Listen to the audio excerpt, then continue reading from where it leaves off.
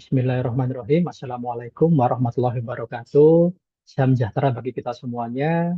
Kita berjumpa lagi. Kali ini kita akan melanjutkan video kita sebelumnya, yaitu tentang IoT security. Ya.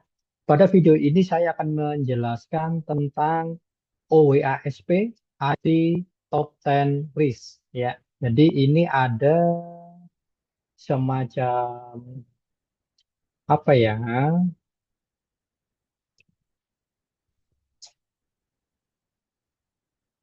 Oke, jadi ini ada semacam organisasi ya, dia community base ya, yang bergerak di bidang keamanan komputer, keamanan sistem informasi dan infrastruktur pendukungnya.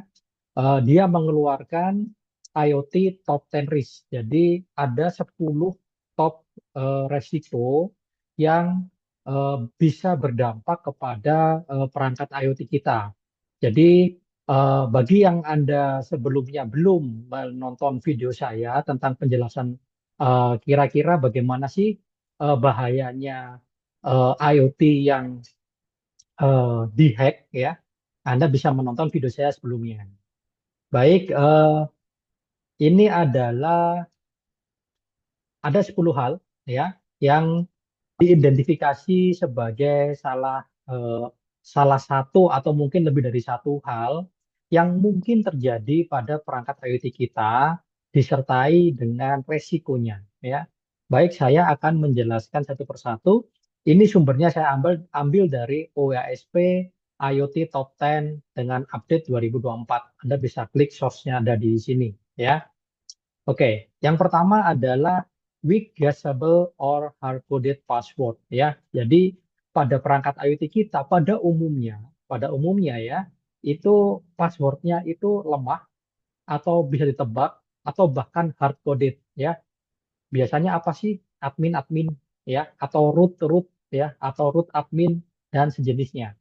Bahkan kalau Anda belajar eh, IoT sendiri ya menggunakan apa misalnya ya ESP32 menggunakan apa namanya perangkat-perangkat seperti itu, Anda harus menghardcode passwordnya di source code kode program Anda. Nah, dan itu berbahaya ya.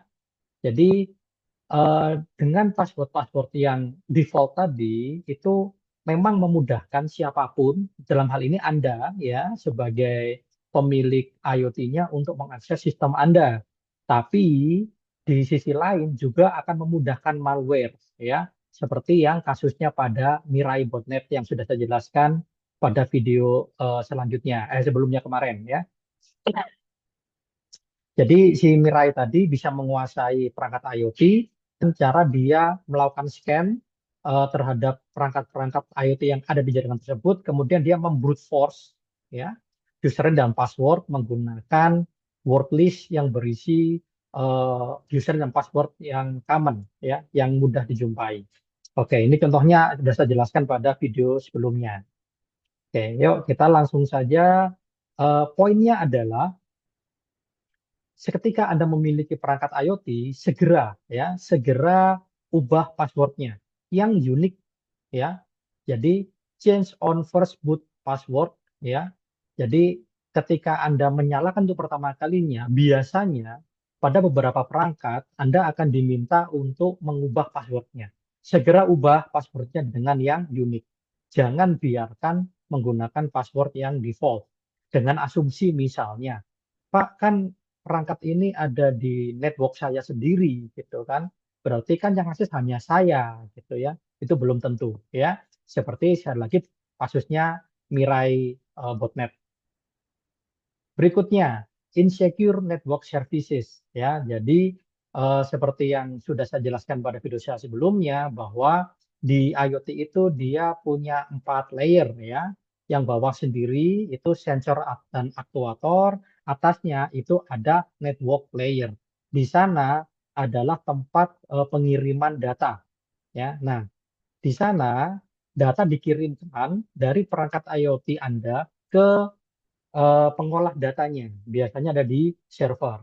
Nah, di sini juga ada kelemahan ya.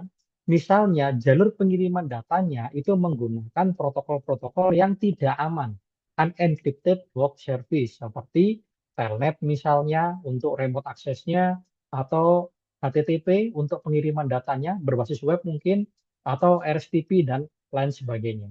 Ya, poin pentingnya apa? Jika perangkat Anda memiliki berbagai network service yang tidak aman, segera di disable atau di patch, di update ke yang aman. Misalnya telnet Anda ubah menjadi SSH, HTTP Anda ubah menjadi HTTPS. Yang RSTP kalau nggak dipakai dimatikan saja. Nah, seperti itu ya. Ini contohnya ya. Hard-coded password make hacking person IP camera much easier ya. Oke, saya akan coba buka nih.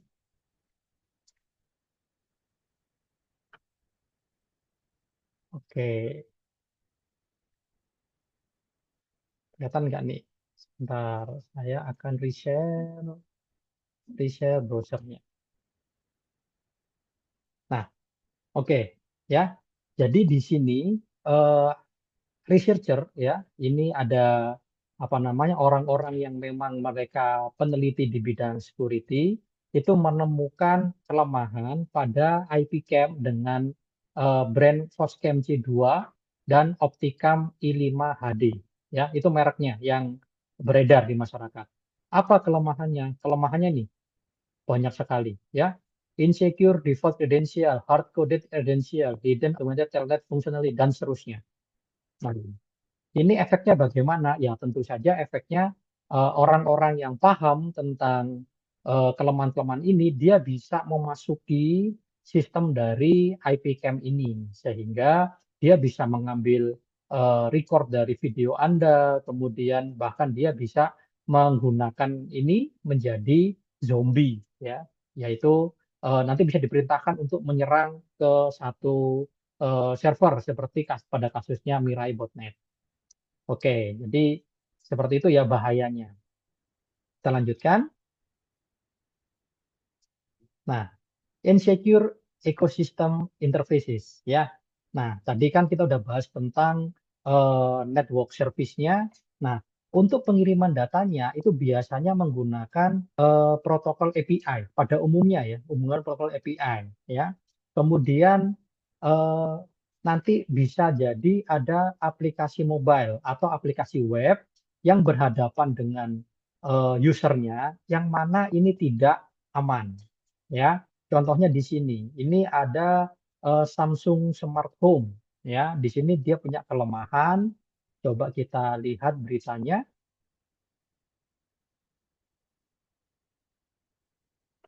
Mana yang tadi Samsung Smart Home.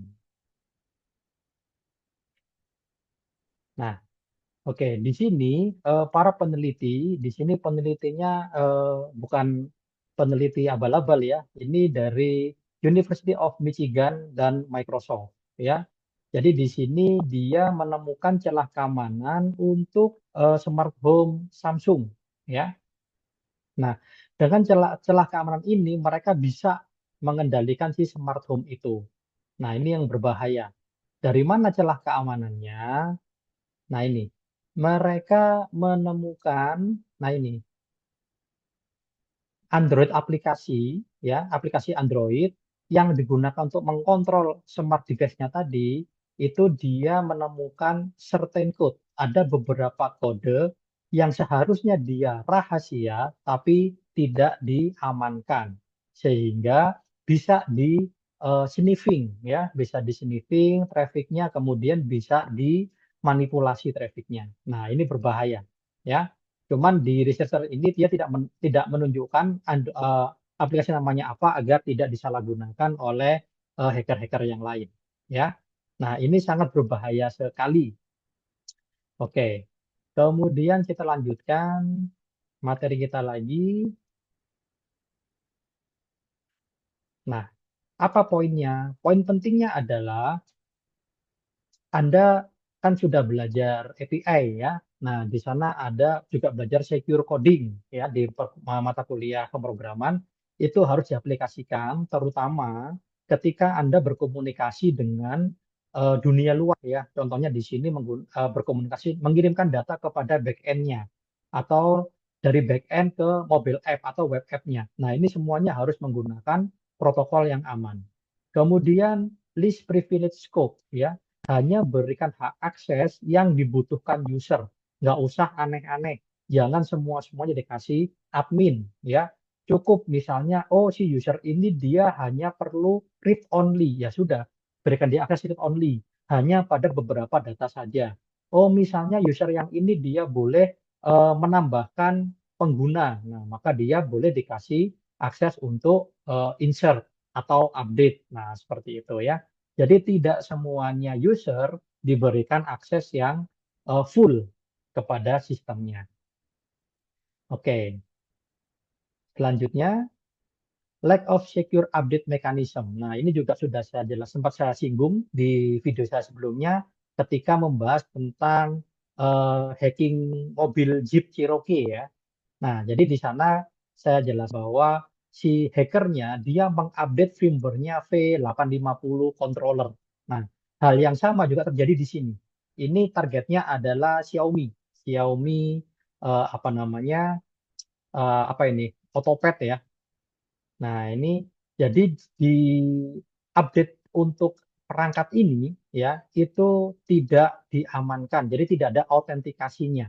Sehingga si hacker bisa memodifikasi firmware-nya ini sehingga dia bisa mengontrol apa namanya si kendaraan ini. Dan ini sangat berbahaya sekali. Nah, poin pentingnya apa? Jadi, jika Anda nanti mengembangkan sistem IoT untuk apa namanya update itu harus diverifikasi dulu. Ini benarkah update ini legal asli dari developernya, dari Anda, perusahaan Anda misalnya, bukan firmware modifikasi oleh orang lain. Nah, itu biasanya dia diberikan sertifikat di sana ya. Kemudian pengirimannya menggunakan jalur yang terenkripsi, jangan menggunakan Bluetooth langsung gitu ya. Nanti bisa sniffing, kemudian dia bisa dimodifikasi nanti. Kemudian di sini Anda harus mengimplementasikan anti rollback OTA update ya. Jadi kasusnya di apa Xiaomi ini dia diupdate dengan firmware yang lebih jadul, lebih versi yang lebih lama yang masih memiliki celah keamanan dan celah itu dieksploitasi. Nah, itu diberikan ke eh, apa kendaraannya. Nah, harusnya dia nggak boleh di rollback. Kalau sekarang sudah versi 1.4, nggak boleh dia mundur ke 1.0 lagi. Harus dia meningkat, nggak boleh mundur. Nah, seperti itu ya. Karena biasanya firmware-firmware yang versi awal itu ada saja kelemahan. Makanya mereka ada update. Nah, setelah diupdate, nggak boleh dong balik lagi ke versi sebelumnya. Nah, itu perlu diamankan. Kemudian using insecure or outdated component ya. Nah, contohnya di sini eh, banyak NAS ya, network attached storage ya, hard disk yang melalui jaringan, router, printer. Nah, itu masih menggunakan OpenSSL versi 1.0.1. Nah, masalahnya adalah untuk SSL yang versi 1 ini dia masih rentan, dia masih open terhadap Heartbleed ya. Ini ada bug, ada virus yang memungkinkan hacker itu akan membaca isi memori dari perangkat Anda. Begitu ya.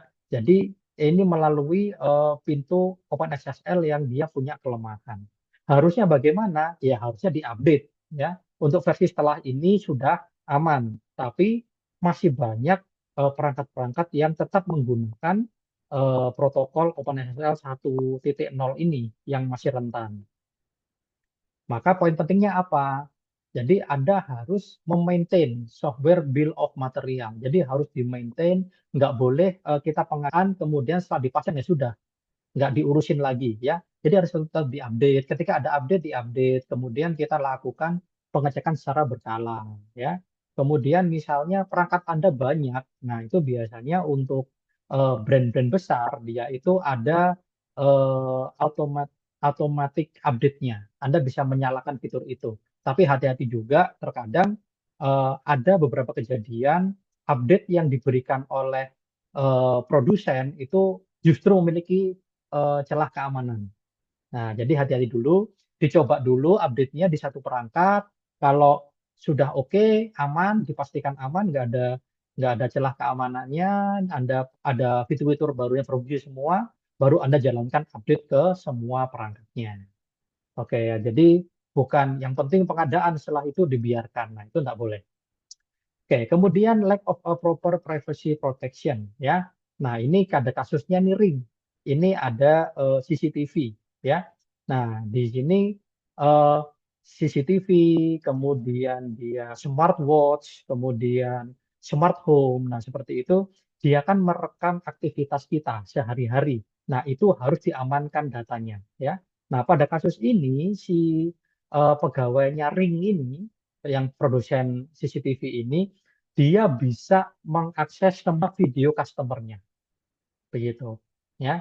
Nah, kemudian sialnya lagi ternyata ada celah keamanan di sistemnya mereka sehingga memungkinkan hacker untuk mengakses kamera secara langsung, secara remote ya. Jadi hackernya bisa mengakses kamera dengan sumber tertentu itu di seluruh dunia ya. Nah, poin pentingnya apa? Poin pentingnya adalah kalau data itu nggak penting-penting banget, mestinya nggak usah diambil ya, nggak usah disimpan karena Anda tidak tahu kapan data itu akan bocor ya. Misalnya nih CCTV di jalan raya ya, mungkin dia nggak perlu menyimpan data suara, hanya data gambar saja ya sudah, suaranya nggak usah. Nah, seperti itu. Atau sebaliknya, mungkin Anda hanya perlu menyimpan data suara, gambarnya nggak perlu. Ya. Kemudian pastikan menggunakan end-to-end encryption, mestinya seperti HTTPS atau mungkin SFTP untuk pengiriman data pakai apa file transfer protokol. Ya. Jadi datanya harus diamankan, pengirimannya juga harus diamankan. Oke, kemudian lanjut di insecure data transfer and storage ya. Nah, data transfer and stored without atau with minimum security. Contoh kasusnya ini ada boneka namanya CloudPet. Nah, boneka ini dia bisa berinteraksi dengan anak kecil. Ini lucu bonekanya, cuma di Indonesia nggak beredar ya. Ternyata boneka ini dia bisa eh, merekam suara dari anak kecil itu agar dia bisa berinteraksi. Nah, sialnya rekamannya bocor. Nah, begitu ya. Jadi itu eh, rekamannya itu disimpan tidak diamankan, tidak dalam kondisi terenkripsi. Jadi bisa apa namanya diambil aja semudah itu ya. Poin pentingnya apa? Ya Anda harus mengenkripsi data yang tersimpan. Jika Anda mengirimkan ke platform lain, misalnya cloud storage, harus menggunakan jalur pengiriman yang aman. Nah, seperti itu ya. Jadi kembali ke materi kita tentang enkripsi, itu dipakai dimanapun. Di penyimpanan dipakai, di pengiriman juga dipakai. Nah, seperti itu ya. Oke, selanjutnya Fence of Device Management. Ya, jadi nanti sempat saya singgung, eh, ketika Anda pengadaan atau Anda beli perangkat IoT itu harus di manage, ya, tidak boleh hanya dibeli, dipasang, selesai. Nah, seperti itu. Contohnya seperti ini ada Revolve Smart Home Hub itu dia servisnya, layanannya sudah dihentikan oleh Nest, ya. Nest itu diakuisisi oleh Google. Nah, terus bagaimana dengan perangkat yang masih aktif? Ya sudah, dibiarkan begitu saja. Artinya mereka tidak mendapatkan update pembaruan. Jika ada celah keamanan, ya sudah, nggak aman aja gitu ya. Nah, itu harusnya Anda ketahui itu dan Anda nonaktifkan perangkat yang seperti itu. Nah, itu karena berbahaya. Oke, poin pentingnya apa? Poin pentingnya adalah Anda harus mengawasi perangkat yang Anda miliki. Tidak boleh hanya dipasang, dicek aktif, dibiarkan saja. Tidak boleh. Harus dicek apakah dia ada update, apakah dia ada kelemahan, apakah dia ada kebocoran data dan seterusnya. Nah, itu harus di manage ya. Oke, selanjutnya insecure default setting. Nah, ini tadi juga sudah saya singgung ya. Jadi kebanyakan perangkat IoT itu dia eh, memiliki default setting yang apa ya umum ya, seperti username-nya admin passwordnya admin, username-nya root passwordnya root. Nah, seperti itu. Dan itu sudah standar. Memang seyogianya ketika Anda mendapat perangkat ini segera diupdate. Asumsinya seperti itu. Tapi pada kenyataannya banyak yang tidak melakukan. Nah, termasuk juga di sini ada open port ya, banyak port-port yang open. Kemudian ada debug mode. Debug mode ini dia akan mencatat ngelog semua aktivitasnya. Nah, ini berbahaya ya. Poin pentingnya apa di sini? eh Tadi kembali ke awal lagi, ketika Anda mendapatkan perangkat IoT, segera ubah passwordnya, matikan layanan yang tidak digunakan, tidak dibutuhkan. Jika ada update, ya seringkali mungkin Anda beli perangkat umurnya sudah 2-3 tahun yang lalu dirilis dan sekarang sudah ada update, segera diupdate firmware yang terbaru. Ya, oke. Selanjutnya lack of physical hardening. Nah, ini ya. Seringkali perangkat IoT itu dia mudah diakses. Misalnya, meletakkan tempat memorinya itu di tempat yang mudah diakses. Nah, itu sangat berbahaya sekali. Atau meletakkan port USB misalnya, USB Type-C gitu ya, untuk akses perangkatnya di tempat yang gampang diakses. Nah, itu harusnya diamankan sehingga orang-orang yang tidak berhak itu tidak dengan mudah dapat mengakses perangkat Anda, ya. Jadi jika Anda merupakan produsen, merupakan pembuat perangkat ini, ya, Anda harus mengimplementasikan namanya secure boot.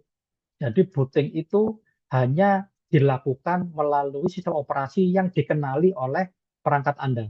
Setelah itu baru dia boleh diupdate.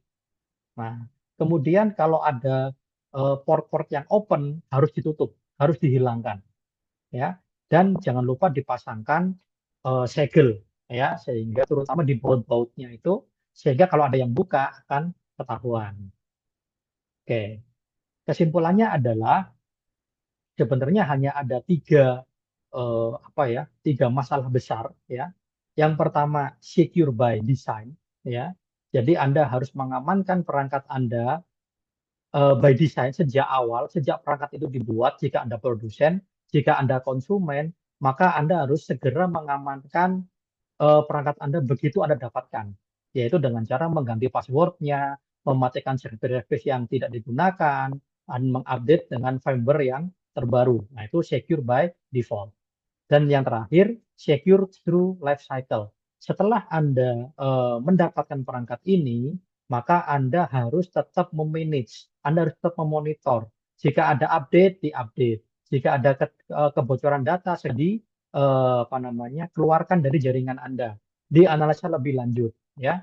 Jika ternyata perangkat Anda sudah tidak didukung lagi, misalnya perusahaannya tutup, ya, segera dikeluarkan dari jaringan Anda karena itu tidak aman, ya. Data-data Anda bisa dibobol nanti, ya. Nah, jadi tiga hal inilah yang mendasari terjadinya berbagai masalah yang tadi saya sebutkan, ya, top 10 tadi. Sebenarnya masih banyak gitu ya, tapi 10 masalah terbesar di IoT yang tadi saya jelaskan berasal dari tiga hal ini. Secure by design, secure by default, dan secure through life cycle. Ya. Baik, demikian yang dapat saya sampaikan untuk materi kita pada kali ini. Semoga bermanfaat. Sampai jumpa lagi pada materi selanjutnya. Terima kasih. Wassalamualaikum warahmatullahi wabarakatuh.